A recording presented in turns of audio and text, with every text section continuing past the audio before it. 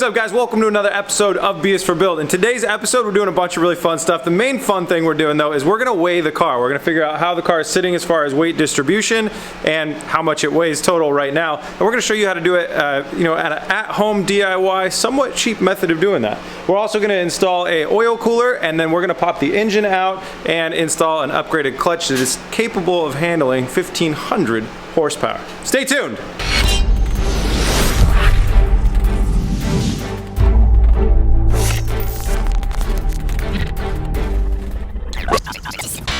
Before we get down to work, I want to take a second out to thank our sponsor. Today's episode is sponsored by Huracan. You guys may have noticed that we've been wearing these around the shop a little bit. I know some of you did because a lot of people have commented recently. We've been putting these through a testing phase. These are the newest Huracan earbuds. Now, before I get into the nitty-gritty details on all of this stuff, let me just tell you what we found out in the shop on our own. All three of us, myself, Kyle, and Oscar, have been testing these over the last week and a half. Long days of work in very, very harsh conditions. They've absolutely held up to them. We got really good Bluetooth pairing, great sound quality, and long battery life. We've never ran out of battery in a day ever. I go multiple days without charging them and they're working great. The other thing, I'm sure we can't say, hey, they're gonna protect your ears from loud noises, but if you got loud noises going on, they have a nice kind of isolating effect on them that really helps. So I'm listening to music rather than hearing myself grinding. Sounds pretty great. So these Huracan earbuds also start about half the price of other premium wireless earbuds, and the sound quality is amazing. It's the same sound quality that you're gonna get from any of the other brands that you know. This latest model here is their best one yet. It's got 6 hours of playtime with seamless Bluetooth pairing, with more bass, and a compact design that gives you nice noise isolating fit, and it also comes in a bunch of new fun colors. So guys, if you're in the market for earbuds, this is a 100% legit recommendation. We've been testing these in the shop. We all really, really enjoy them. There's gonna be a link in the description below where you can get 15% off your purchase. Huge thanks to Huracan for sponsoring this episode. Now let's get down to work. So our cheap DIY method of weighing the car, as you might guess, boom, bathroom scales. So a set of corner scales for a car weighs between $900 and I thought, you know what, these are 20 bucks a piece. They can hold up to 400 pounds, so we can weigh, what is that, 4 times, and we have 3,200 pounds. I really hope the car's not over that weight. So we can weigh up to 3,200 pounds with these, and they were 20 bucks a piece, so it was $160. A little bit cheaper than getting corner scales. I've always wanted to try this, so we're gonna go ahead and jack up the car, put 2 scales under each wheel, and then put a 2x4 that will span across the 2 scales and lower down onto them, and hopefully we should get our weight. So we've all guessed the weight over there. Stock Huracan weighs 3,400 pounds, and we're trying to come in a lot lighter than that, but we'll see how we do. We gotta put the body on as well.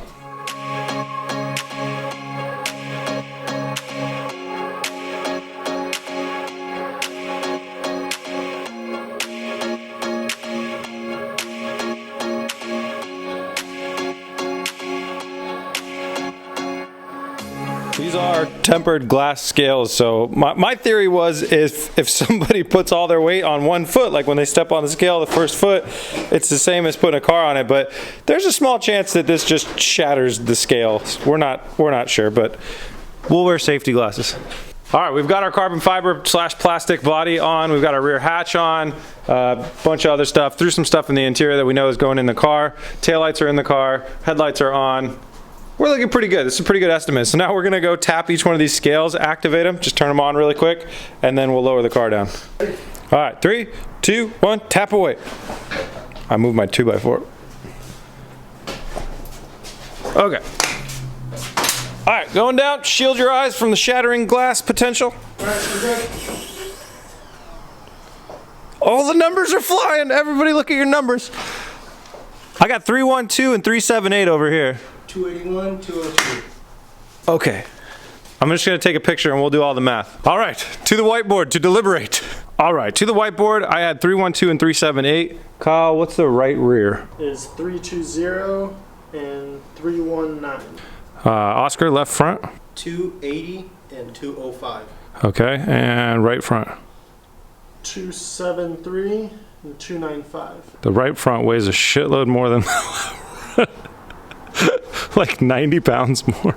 Well, let's see, maybe the right side of the car just weighs more right now. I don't know. Oh yeah, we stocked the whole passenger seat full of miscellaneous stuff. Yep. That's why. All right, let's do some quick maths.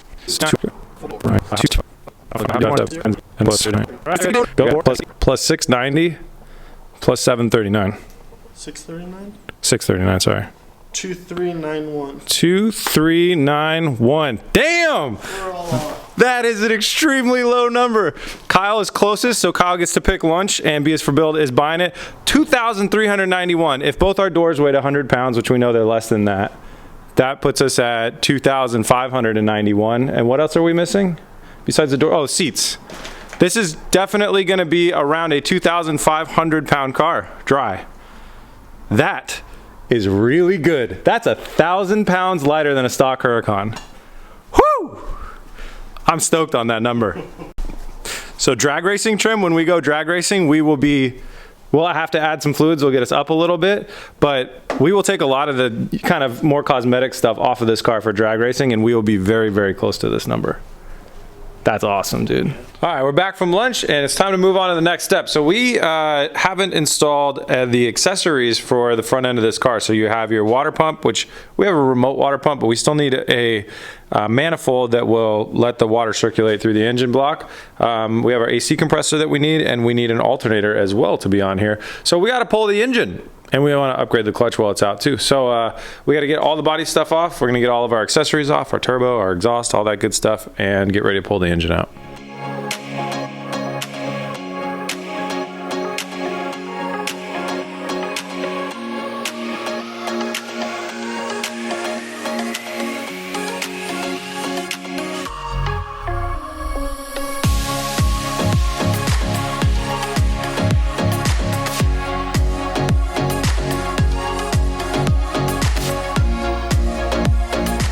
All right, we've got the engine pulled out, and it is time to start looking at our accessory drive, our AC compressor and our alternator. We got this really trick setup from Renegade Hybrids, but we are not at all familiar with how to install it. So we're gonna learn our way around this real quick, kind of figure out how it all connects up to the car, and then show you around.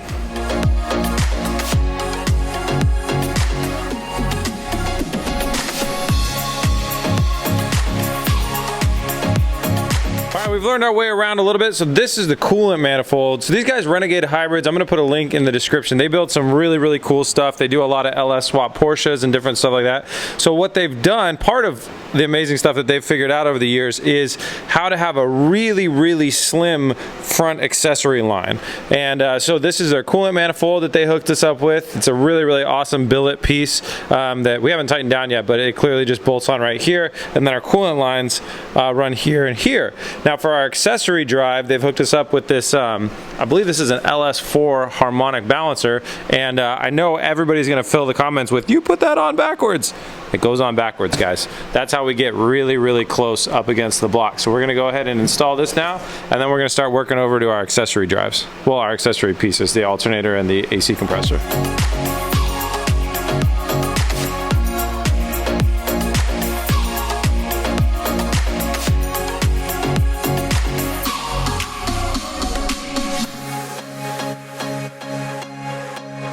Oscar had to take over while I was outside working on Adrian's car. I changed his fuel pump yesterday and almost caught his car on fire, which was hilarious, but ended up just totally fine, so just gloss over that.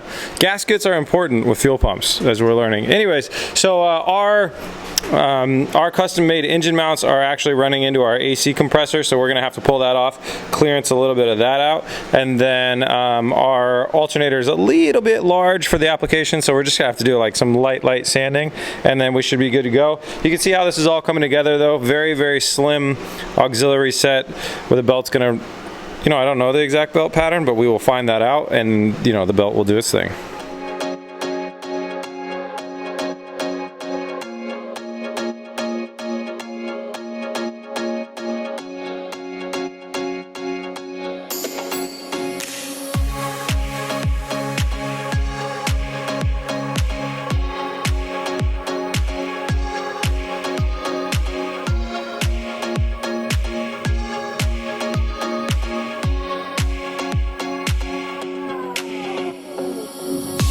Alright, so we got pretty far with getting this whole thing assembled. I notched out the engine mount right there, and Oscar's going to go ahead and weld in a plate to kind of cover up that hole that we made. It's a really small hole, but cover that up. And then we're waiting on one more tool so we can drive our harmonic balancer as far in as it needs to be final installed. So while Oscar's working on that, I am gonna start mounting our oil cooler in the car. So Mishimoto was cool enough to send us this really awesome dual pass oil cooler for our car. It's a very, very pretty oil cooler. It's got mounting points on the sides, which is really nice, but it doesn't have anything on the bottom. The game plan is I'm going to weld a couple studs onto the bottom that will slot right into there, and then I'm going to make brackets, one that will connect up to the OEM spot for the car, and then one will also connect up to here.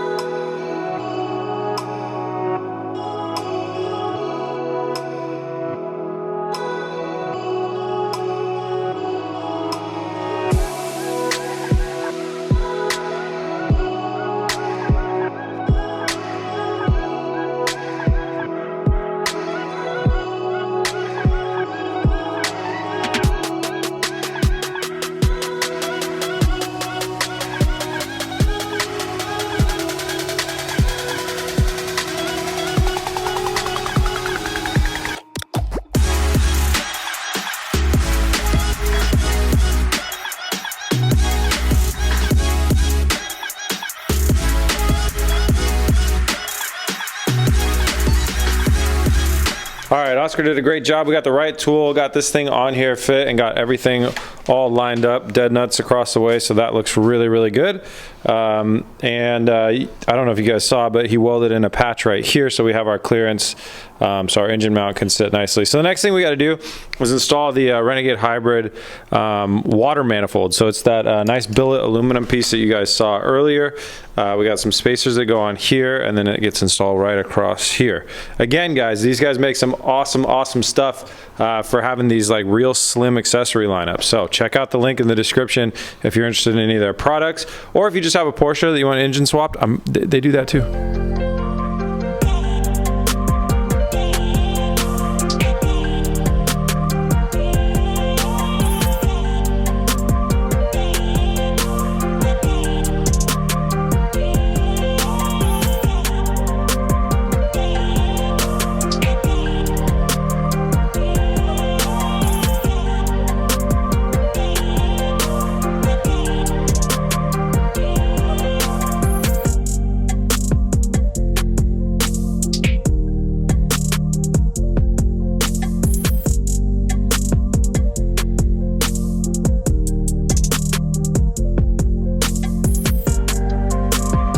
Mishimoto oil cooler is mounted, so you can see that we welded some studs onto the bottom that go through the rubber grommets, the rubber bushings on the bottom, and then I built this bracket that comes off of here, comes around, bolts in, so it bolts in here and it bolts in here, and then we also built this bracket that goes up here. So 3 bolting points, looks really nice, and it's going to hold it in really well. We also have some louvered steel that's going to come in here. It's going to allow the air to flow through, but then not like pieces of rubber or tire or anything or rocks to fly into the oil cooler. So that's going to happen here, and we're also going to have one over there and some for the heat exchangers up here too. So big thanks to Mishimoto for sending us this oil cooler. We really do appreciate it. They got some fans and stuff also over to us that I'm going to install in a later episode. Huge thanks to them, guys. Links in the description. If you need to get some cool parts for your car, you know where to go. Heading over here, Oscar's been kind of heading up the whole engine disassembly process, and he's done a great job of getting it down and getting it separated. And then we pulled out our old clutch. So here's our old clutch that we pulled out. This clutch is built for an Audi R8, because you guys remember our transmission is actually for an Audi R8 V8. That way you get better gearing. But this clutch is only good for, you know, depending on what forms you read and stuff, 600, 800 horsepower, something like that. So I wanted to get a better clutch, and that's why I called HCF. You can see these guys got their logo here on the pressure plate, and this is the clutch setup. HCF Autosport's been around for a couple of years now. They keep a pretty low profile. They mainly supply to tuner shops in the Lamborghini and Ferrari and kit car kind of community, and we were put onto them by a viewer. And they're a factory distributor for Graziano. You guys know the transaxle that we got here on complete gearboxes and OE replacement parts, but they also make in-house a huge variety of stronger aftermarket gear components and clutches like what we have here today. So the kit includes this aluminum pressure plate and the dual disc clutch, a flywheel, pilot bearing, excuse me, and the alignment tool. So it's a really well-made kit. And HCF made this one for us with metallic facings because I told them I want to be able to handle 1500 wheel horsepower. They also offer these clutches in Kevlar, which has been popular with the Gallardo and the R8 and the SLC owners. The Kevlar is going to be a little bit easier for daily driving. This is going to be a little bit grabbier. It's going to be a little bit more aggressive. It might make me look stupid on the street a little bit, but it'll be better on the drag strip. It can handle more horsepower overall. But we may, if we ended up daily driving this car or road tripping it and doing a lot of just kind of city driving, we may also buy the Kevlar kit from them and kind of swap them out based on application.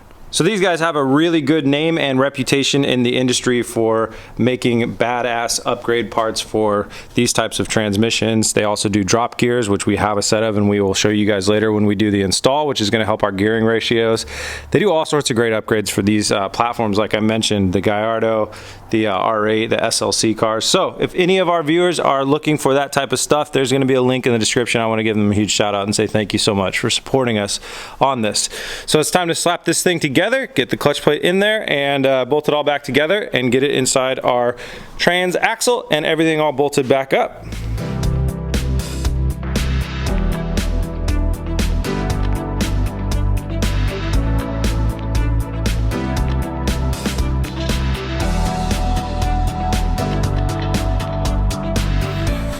All right, guys, well, these are the things that we don't normally talk about too much on film, but I want to kind of key you guys in on what's going on, especially if it's going to hold us up in SEMA crunch time. So here is, so we have the Moroso oil pan here that we've got on our engine, and then this didn't come with the oil pan. It came with the engine, right? Oil pan. Did it come with the oil pan? Okay, so this, oh yeah, this came with the Moroso oil pan, and it's oil filter, you know, kind of adapter, and it has one outlet here that we could, you know, say run to the turbos or run to an oil pressure sensor, anything like that. It bolts up like that. We are doing a remote mount oil filter, so a little oil filter, and oil pressure feed that's going to feed our turbos is going to come off of that, and then also we have to have lines run to our oil cooler that I just installed. So we bought this. And it's got its out port and its in port. We have all the AN fittings to run this, and then we just got to the point where I went to bolt it up and realized this is totally not the right fit for the car. So we don't have a lot of options. I'm going to jump on the computer and start shopping and try and figure out what we can do. We either have to buy one that functions the same way as this, that works for this engine, or we have to have one custom machined. So we'll figure that out. In the meantime, enjoy watching Oscar torque the bolts down.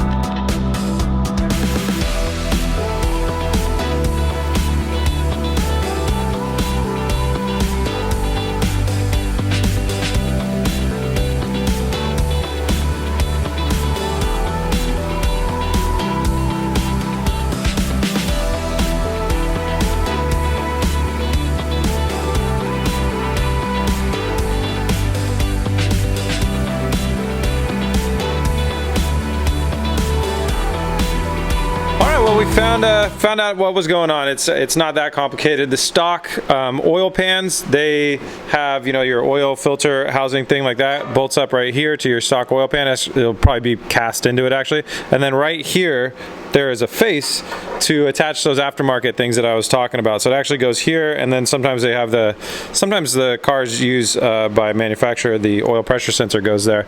So anyways, we don't have a face to bolt onto, and that was the cause of our problem. But we came up with a pretty easy solution. We were going to run -10 AN lines for our oil cooler and our inline oil filter and stuff like that. So we're going to order some that are steel, and we're just going to weld them on to, like, we'll have an inlet and an outlet. It's that simple. So we'll weld them onto our steel oil pan, and that'll be no problem, except for it's going to take a couple days to ship, which really throws our episode schedule completely out of whack. So the next thing that we're going to be doing here is just trying to keep progress going. We're going to test fit the engine. Now we've added all these accessories. It was a pretty tight fit before with our fuel tanks and that center section and stuff. We think we're going to be all right, but we need to find out. So we're going to go ahead and test fit in there now.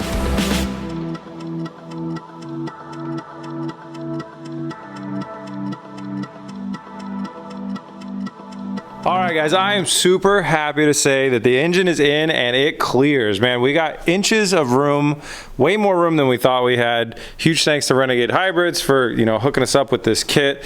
Without them, this would have been so much more of a struggle. You can see, actually, without their front water manifold, we would have been in really big trouble. But if you look down at where our AC compressor is, you can see that space. Let me get you over here.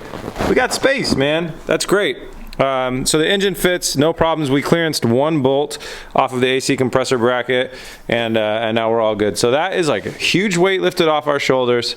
That's pretty awesome. So now it's time to run some water lines because, well, we don't have the stuff we need to fix the oil pan yet. Guys, we've been goofing off. It's day 2. We've been having some fun. We still don't have our fittings for the oil pan, and this is something I really wanted to do. Now, there's only 30 days until SEMA, so should we be doing this? Absolutely not. Did I really want to do this? Yeah, it's definitely could have waited, but whatever. So I got this this digital flow sensor online. So this is going to tell us with digital pulses how much flow is going through it, how much water is going through it, right? So I was like, well, we should stick that in line and then wire it to the ECU. And that was just like, I said that, didn't really know how to do it. After about an hour and a half of hacking in the ECU, I actually found out how to do it. It's not really hacking, configuring, learning, playing, had a good time learning. I figured out how to do it.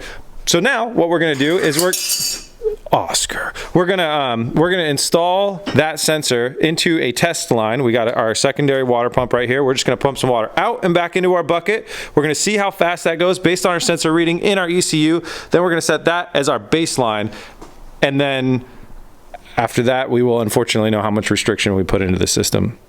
But yeah, this is cool.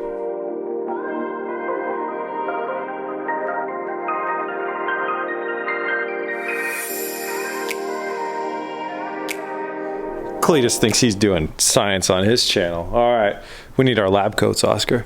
Okay, so Oscar's got the hot lead for the pump. When he turns that on, the pump's gonna pump out of this thing, go through our sensor, and blast it in there. When that's happening, our sensor's gonna tell us kind of how many, this is our coolant speed in the form of percentage, because we're smart like that. And it's gonna tell us how many percentages we got, and then we gotta calibrate it. Let's go for it.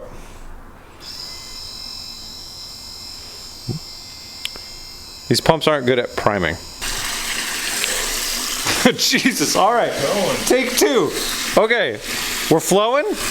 Took a second to prime, we got it. So if we look over here, you can see that number, 79, 78. That's our percentage of flow. So what we want to do now, go ahead and shut that off, Oscar. So what we want to do now, you can see it went back to 0, is we're going to change the pulse measurement so it thinks that that's roughly 100%. We'll get it to, you know, the high 90 percentages so that it thinks that that's 100% of flow. Shouldn't be too hard.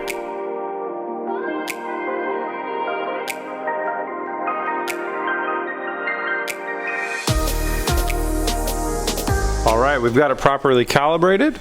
So you can see we don't have a flow yet. With pumps priming up. We're at 0 right now. There we go, it's priming up, 27, and on our way to 100%.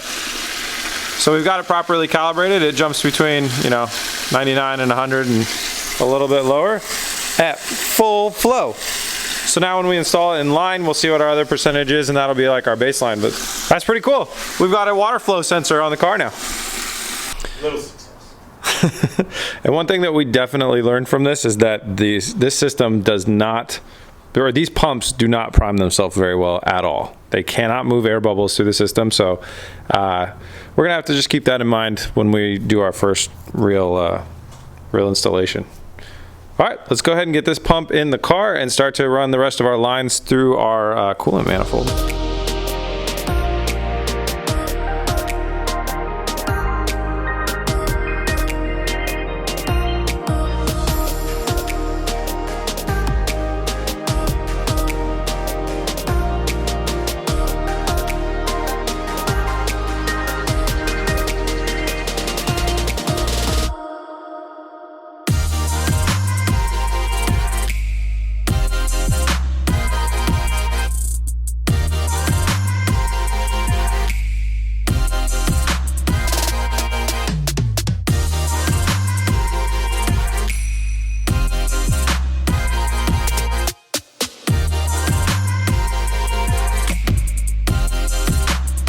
got all the water lines hooked up to the engine now. So this is the whole water line system for the engine is actually how we expect it to be permanently. So next, we actually had to relocate the sensor. So the sensor's actually kind of in the middle of the trans tunnel. That's what I was doing under the car for so long. And we ran the wires up through one of the holes that we created for the trans tunnel. So that's gonna run out. So I'm gonna wire the sensor back into the ECU. While I'm doing that, Oscar's running temporary wiring that we can hot wire in our pumps. Remember, we have one pump in the front underneath where the all-wheel drive differential was, and then we got one pump back here. We're gonna run them off 2 separate batteries. We got one here and one in the front.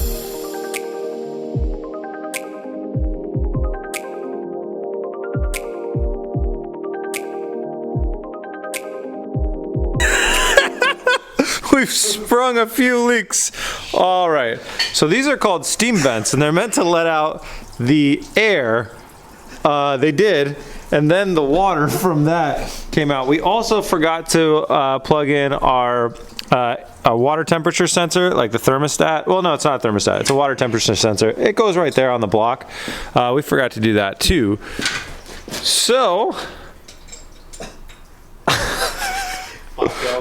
we're gonna, so we've got half of that thing on the floor now. Yeah, there's our trail of water. Oh my gosh. Hey, good news. So Oscar found the Gen 3 temperature sensor off of this engine right here, and it's the same threads as the Gen 4, or if not, it is now. So that's all good. And for the steam line, we actually got sent a steam line kit from Motion Raceworks. So shout out to Motion Raceworks. They hooked us up with a couple things. Well, gushers, which is pretty cool.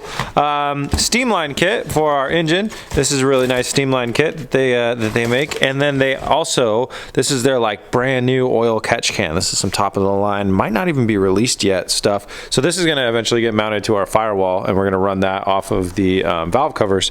So now is just as good a time as any, actually a really important time to go ahead and install this steam line kit. If you guys don't know, the steam line for the LS engine is basically, what happens is, since the heads are pretty high up on the system and their water system is normally way further down, they can have air pockets in here. So they wanted to have a way to release the air pockets out. So the steam line runs out and then runs back into your coolant system.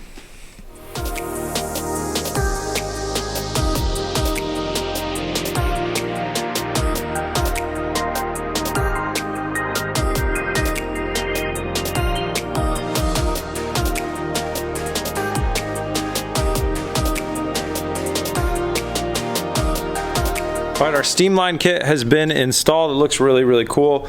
We got to do some science experiments around this and how it affects the cooling if we plug it versus route it up to here, because of the whole concept of potential for flow to just go in a circle. We don't want that to happen. So that's part of what we're going to do once we can get this thing turned on. So we're going to go back. We've got a cap for that. So what we're going to start by doing is we're going to go back to filling the system up. And then once the water starts to come out of there, we're going to go ahead and cap it off and continue to fill the system. Man, I'm so glad we installed that sensor down there. Okay, so right now, what you guys can kind of hear is that pump over there. It's running solo. We're just trying to work some of the bubbles out of the system. When we come over to the screen here, you can see that with just one pump running, we're in the mid 80s. We're like 85, jumping between like 85, 88. It's nice and consistent. We've worked a lot of the air bubbles out. Oscar, go ahead and turn the front pump on. So that's 80% of what it would be like with no restrictions, with just one pump running through all of the radiators and the engine and everything. Now we turn the other one on and we are at basically, 95 to 100%. We're gonna vary between 100 and 2%. I don't even know how that's possible, double pump speed, but yeah. So we got there. We're essentially pumping these things at their max flow rate with no, it's acting like there's no restriction. So it actually brings up the question, if this is overkill, we might want to go back down to one pump. That's not a good sound. Oh, it's okay. It just had a moment. It was just right after I said we might want to go down to one pump. It's like, not me. Spec sheet on these things say they do 40 gallons a minute. So right now we're flowing 40 gallons a minute through the system. And then if we take one pump off, so let's just go ahead and pull this wire If we take one pump off, we'll get 85% of that, which is probably plenty enough. I don't know if there's a lot of published science on this for LS engines, but yeah, that's something we're gonna have to think about. And also, I guess if we start to really run out of real estate, because remember, we have to pump one more pump to do the air to water intercooler. All right, it's now time for science experiment number 2. Now that we've proven that the cooling system is working just fine, we want to see if there's a noticeable pressure drop from putting the steam line kit to the reservoir. And to emulate that, we're going to do something like that, just for now with a hose. And we're going to see, because it could potentially open up a loop where the pump could run in a circle a little bit more than we want it to. So we'll just run it for a while and find out. So 2 pumps running, we're at about 97, 98. You'll notice they sound a lot better. We got that little bit of air that was in there. We got it out. So we're 97, 98. We're no longer kind of hitting 100, which is weird that we got some kind of false readings. But it's way more consistent, you can tell, and the pumps sound a lot happier. The one weird thing is, though, is this baby is like flowing. Like, I don't know if you guys can see that. So that means that we do have wasted, you know, water being kind of wasted, pressure being wasted a little bit. But, you know, it's not the end of the world. So, Oscar, you wanted to try shutting off the front one? Let's just kind of see what it does when we drop down to 1 again. The rear one seems to be a lot less efficient. So, it's at 74. And let's turn off, I'm going to turn off the rear one. And you go ahead and turn on the front one. And the front one's at getting all the way up to 89, 90. And the front one, when we use it, does not shoot water out of this thing. So it's probably a decent balance. We're at 90% there, and it's pretty decent balance, and it's not, pressurizing so hard. I mean, it'll let the air out, but it's not pressurizing so hard that it's blasting unneeded water out of it. Interesting.